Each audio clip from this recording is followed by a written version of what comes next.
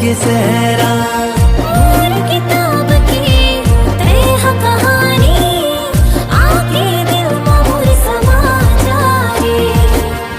तोर जुबानी पे मैं हो दीवानी आके मोर धड़कन बढ़ा जाए।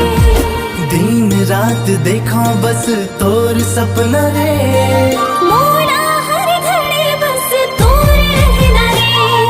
रात भर जागो मोला नहीं है चैना रे, उड़ गए आकाश में मोर मन के बना रे।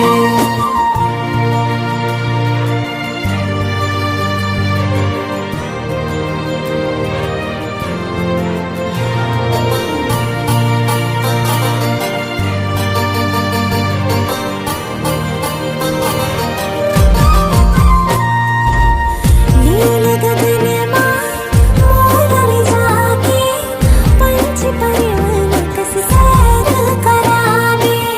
पंख फैला के संग उड़ जावो, पीरत के मीठ मीठ गीत गुनगुनावो।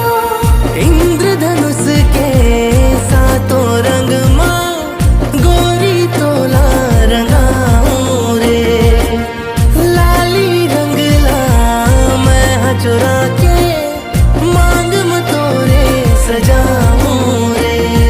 सुंदर गुंदर गोठ करे मोला बहला थस, जतना के माया नहीं उतना जता थस। रात भर जागो मोला नहीं है चैना रे, उड़ गए आकाश में मोर मन के बना रे।